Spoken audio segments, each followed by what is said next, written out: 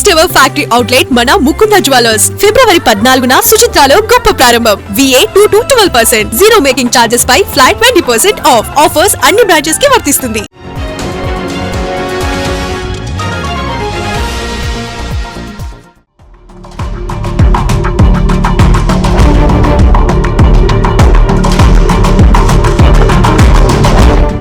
AP fibre net మాజీ chairman GV Reddy వ్యవహారం కంపు అయిపోయింది. అటు పార్టీలోనూ ప్రభుత్వంలోనూ జీవీ రెడ్డి రాజీనామా పెద్ద చర్చకే దారితీసింది. తన పట్ల పార్టీ అధినేత అనుసరిస్తున్న తీరుకు నిరసనగా ఏపీ ఫైబర్ నెట్ చైర్మన్ పదవికి టీడీపీకి రాజీనామా చేశారు జీవీ రెడ్డి. అయితే దీని వెనక పెద్ద కథే నడిచింది. ఎన్నికల్లో తనను వాడుకుని ఇప్పుడు కరివేపాకులా తీసి పాడేస్తున్నారని జీవీ రెడ్డి ఎక్కడ పడితే అక్కడ మాట్లాడడమే ఆయన కొంప కూల్చింది. జీవీ రెడ్డి వృత్తిరీత్యా చార్టెడ్ అకౌంటెంట్, పారిశ్రామికవేత్త కూడా. ప్రకాశం జిల్లా వైసీపీలో కీలక పాత్ర పోషించాడు. గిద్దలూరు ఎమ్మెల్యే సీటు ఆశించాడు. జగన్ కరుణించకపోవడంతో నిరాశ చెందాడు. సహజంగా సహనం తక్కువ, హడావుడి ఎక్కువ చేసే జీవీ రెడ్డి లాంటి వాళ్ళకి ప్రాంతీయ పార్టీలో మనుగడ చాలా కష్టం. స్పెషల్ ఐడెంటిటీ కోరుకునే జీవీ రెడ్డి లాంటి వాళ్లకు వైసీపీ అయినా టీడీపీ అయినా ఒక్కటే. వైసీపీ అధినేత జగన్పై అసహనంతోనే ఆ పార్టీని వీడి టీడీపీలో చేరాడు జీవీ రెడ్డి.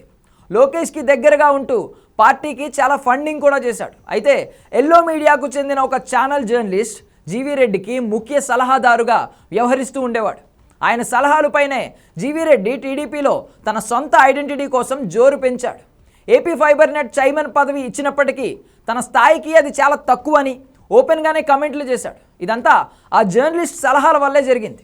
జీవీ రెడ్డి ఓపెన్గా ప్రెస్ మీట్లు పెట్టి మాట్లాడడం, జగన్ హయాంలో ఏపీ ఫైబర్ నెట్ బాగా పనిచేసిందని కితాబ్ ఇవ్వడం, ఇవన్నీ చంద్రబాబు లోకేష్లకి కొంత సృష్టించాయి. వివాదాస్పదంగా మాట్లాడితేనే పార్టీలో ఐడెంటిటీ దొరుకుతుందని రెచ్చిపోయాడు GV Reddy.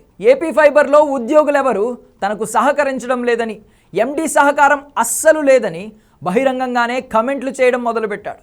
AP fibre net చైర్మన్కు ఎండీకి మధ్య విభేదాలతో ఫైబర్ గ్రిడ్ ఫైర్ అయింది.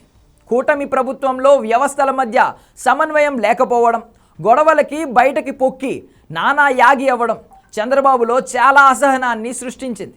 దీని ఫలితంగానే ఆ సంస్థ చైర్మన్ జీవీ రెడ్డి తన పదవితో పాటు ఏకంగా తెలుగుదేశం పార్టీ ప్రాథమిక సభ్యత్వానికి కూడా రాజీనామా చేయాల్సి వచ్చింది.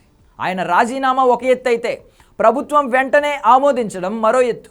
అదే సమయంలో ఫైబర్ నెట్ ఎండీ బాధ్యతల నుంచి దినేష్ కుమార్ను తప్పించి జీఏడీకి అటాచ్ కూడా చేశారు.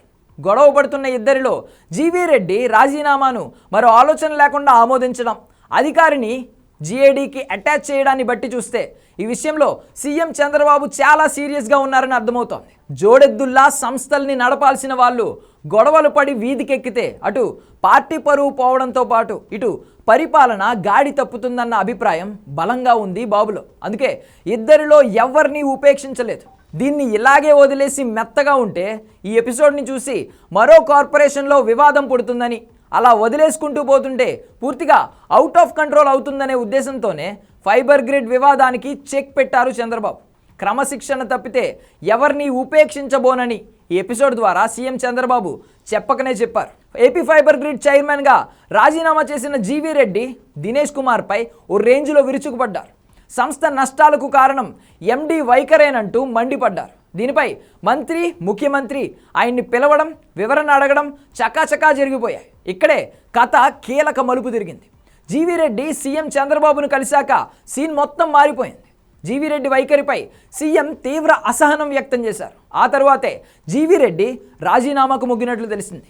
ఇటు చైర్మన్ రాజీనామాకు ఆమోదం, అటు ఎండీ బదిలీని ఏకకాలంలో చేయడం ద్వారా ప్రభుత్వ పదవుల్లో ఉండి వ్యతిరేకంగా మాట్లాడే నాయకులకు, ఇబ్బందికరంగా తయారవుతున్న అధికారులకు గట్టి సంకేతాలు పంపారు చంద్రబాబు. ఇప్పటికే డిప్యూటీ సీఎం పవన్ కళ్యాణ్ ప్రభుత్వానికి అప్పుడప్పుడు అంటిస్తున్న చొరకలతో ఇబ్బందిగా ఉందని, ఈ పరిస్థితుల్లో ఇక కార్పొరేషన్ చైర్మన్లు కూడా వీధిన పడితే మరింత ఇరుకున పడతామని ఉద్దేశంతోనే జీవీ రెడ్డి రాజీనామాను వెంటనే ఆమోదించుండొచ్చు. గతంలో హోంమంత్రి అనిత పనితీరుపై పవన్ సీరియస్ అవ్వడం, తరువాత ఆమె వివరణ ఇవ్వడం లాంటి పరిణామాలు ప్రభుత్వం పరువు తీశాయి. ఇక తిరుపతిలో తొక్కిసలాటి వ్యవహారంపై కూడా అందరికంటే ముందే డిప్యూటీ సీఎం క్షమాపణ అడగడం కూడా ప్రభుత్వాన్ని ఇబ్బంది పెట్టింది.